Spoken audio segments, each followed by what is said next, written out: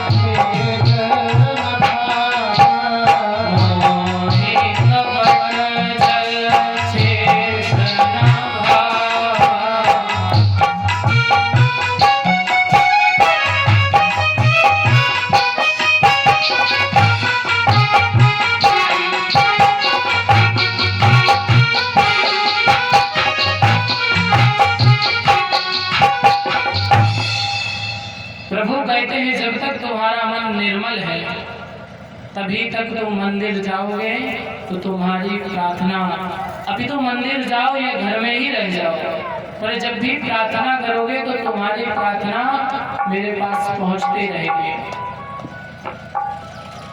जब नेटवर्क सही रहता है तो आवाज सही आती है फोन में, और जरा सा मौसम गड़बड़ हुआ, लाइट नहीं आई, नेटवर्क व्यवस्था ध्वस्त, मोबाइल बेकार।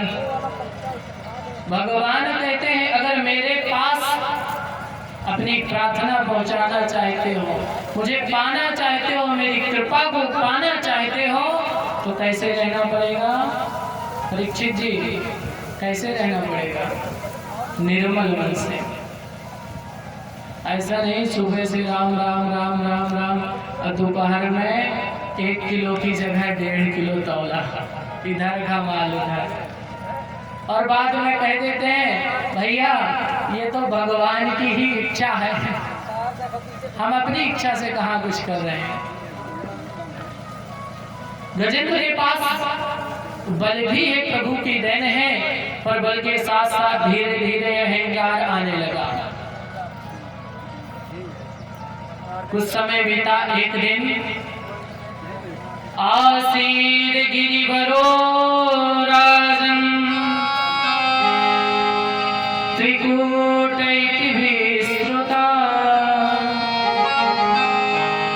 एक त्रिकूट नाम का जंगल है, वन है।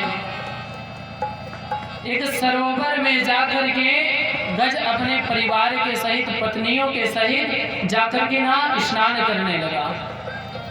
सरोवर बहुत बड़ा, बहुत विशाल सरोवर। अभी पहले तो इच्छा हुई कि जाऊंगा, जाकर के जल पीऊंगा, जल की इच्छा से गया सरोवर के पास, पानी पिया। शायद दिन गर्मी के रहे हो, अब जल तो ग्रहण कर लिया। अब धीरे से विचार बनाया कि बहुत अच्छा जल है और बहुत सुंदर सरोवर है, शांत है और शुद्ध है, पवित्र है, तो जाऊं, जाकर के स्नान भी कर लूं। सोई जाकर के नहाने लग गया। अभी नहाता तब तक तो ठीक था, अब नहाने के बाद बीच में ना कलरव करने लग गया। जल उठाता, पत्नियों के ऊपर फेंकता, बच्चों के ऊपर फेंकता और खूब झूमता, खूब मस्ती करता। धीरे धीरे करके सारे सरोवर का, सारे तालाब का पानी गंदा कर दिया। अब उसी सरोवर में रहते थे एक महाराज मगर।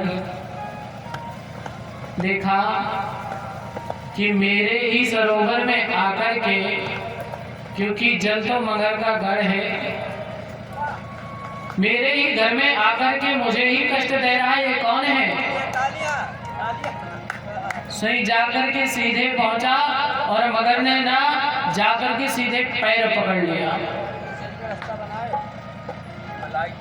गजेंद्र को कुछ एहसास तो हुआ कि किसी ने पकड़ा है, लेकिन मुस्कुरा के बोला पता नहीं किसने पकड़ लिया, अभी जब पता चलेगा कि ये गजेंद्र है, गज है, तो आकर के हाथ जोड़ करके विनती करेगा, स्तुति करेगा कि महाराज मुझे छोड़ दो। अहंकार में अंधा।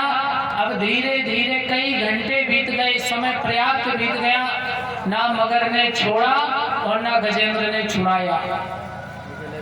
धीरे धीरे कमजोर पड़ने लगा, क्योंकि ग्राह जो है रक्त का पान कर रहा था, और रक्त ही तो शक्ति है इस शरीर की। अरे बहुत लंबा। धीरे धीरे रक्त का पान करते करते ग्राह दुगना होता गया और गज कमजोर होता चला गया। गज की इच्छा हुई, चलो बहुत समय हो गया, निकल करके घर जाए। घर जाने की इच्छा से महाराज जो पैर आगे बढ़ाया तो पैर ना आज बढ़े ना कल, जैसे कि तैसे जाओ। गज ने सोचा कहीं कोई बहुत बड़ा जीव है, अरे पत्नी थोड़ा सहारा करो।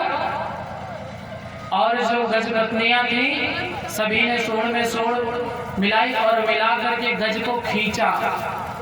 खींचते खींचते किनारे तक ले आए, और जैसे गजेंद्र किनारे में आया सोई ग्राह ने अपना बल लगाया और फिर खींच के बीच में ले गए। अब एक बार गज का पूरा परिवार गजेंद्र को खींचता, किनारे लाता, और एक बार ग्राह अपना बल लगाता, सोई फिर बीच में ले जाता। बहुत देर तक ये सिलसिला चलता रहा, चलता रहा। समय अधिक हो गया। गज पत्नियों ने सोचा महाराज अब तो आपका निकलना मुश्किल है। गजेंद्र ने कहा मुश्किल है, नामुमकिन तो नहीं, अरे थोड़ा सहयोग और करो। गज पत्नियों ने कहा ठीक है। अब की बार खींचा, सही महाराज गज न किनारे आ रहे हैं और न बीच से आगे आ रहे, जहां के तहां रह गए। और प्रयास किया, सही गजेंद्र और गहरे पानी में जाने लग गए। यह दशा देखी तो पत्नियां सोची कि अगर हम आपको बचाएंगे तो महाराज अब हम भी डूब जाएंगे। गजेंद्र ने कहा अच्छा तुम पत्नी हो मेरी, मैंने अपना पूरा जीवन तुम्हारे लिए समर्पित किया है। जो भी कमाया बच्चों के लिए कमाया, जो भी आभूषण खरीदे, गृह की स्थिति सुधारी, गृहिणी के लिए बनाई, अरे ऐसे कैसे छोड़ के जा सकते हो। पत्नी बोली महाराज हम क्या करें, बच्चे छोटे छोटे हैं और अगर घर में नहीं गए तो इनकी भी व्यवस्था नहीं बनेगी। तो बोले अब हम जा रहे हैं, यदि बचना तो निकल के घर आ जाना, भोजन मिलेगा, और यदि नहीं तो जय सीताराम। ऐसी स्थिति आ गई। श्री महाराज गज को बहुत कष्ट हुआ। देखो संपूर्ण जीवन मैं अपने में लगा रहा, ये मेरे पुत्र हैं, ये मेरी पत्नी है, ये मेरा परिवार, और जब संपूर्ण जीवन खत्म हो गया, जो धन कमाया वह नष्ट हो गया, खर्च हो गया। अब जब जाकर के बुढ़ापा आया, जब सहारा लेने की इच्छा हुई कि मेरा बड़ा बेटा नौकरी में है, मेरा एक बेटा विदेश में है, जब इनका समय आया कि आप लोग आओ सहारा करो, तो महाराज सबने कह दिया कि पिताजी आप घर में ही अच्छे हो। सबने साथ छोड़ दिया। वह समय भूल गए जब मैं जाता मेहनत से कमाई करके लाता, बेटे ये तेरे अगले महीने के फीस है। एक एक ग्रास बचा बचा करके तुमको बड़ा किया। ऐसे भी माता पिता दुखी हो जाते हैं, लेकिन ये सदैव संस्कार के विहीन से होता है। सदैव पुत्र को यह समझना चाहिए कि माता पिता जैसे भी हैं तो माता पिता वास्तविक जिन्होंने जीवन दिया है, यदि उनके लिए हम कुछ ना कर सके तो फिर अपने लिए तो हर एक योनि के हर एक जीव करते हैं, कुत्ता बिल्ली, अपने लिए तो सब कर सकते हैं।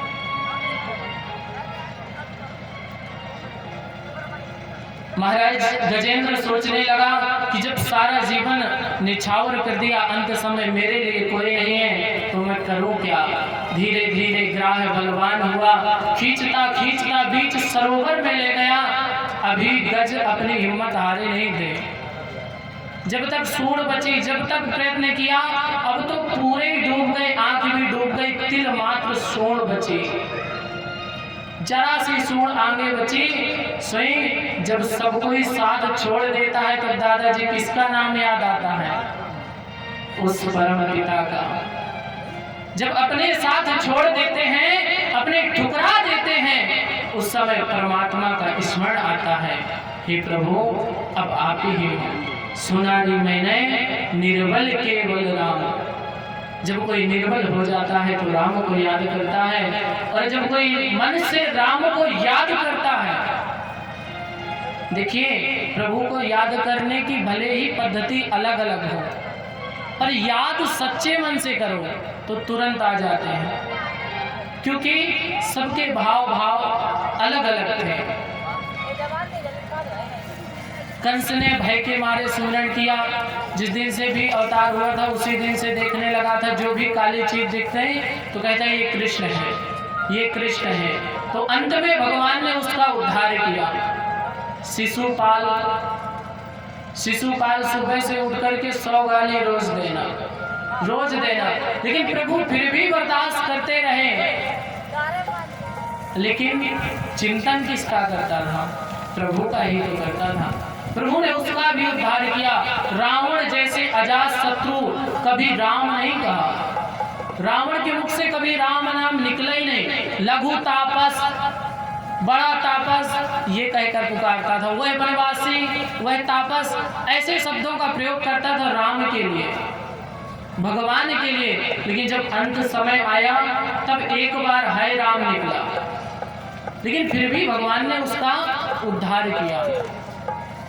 कहने का भाव यह है, किस पद्धति से चिंतन हुआ है यह बात मायने नहीं रखती, चिंतन कितना हुआ है यह बात तो मायने रखती है। क्योंकि कहा भी गया है, भाव कुभाव अनख आलसो।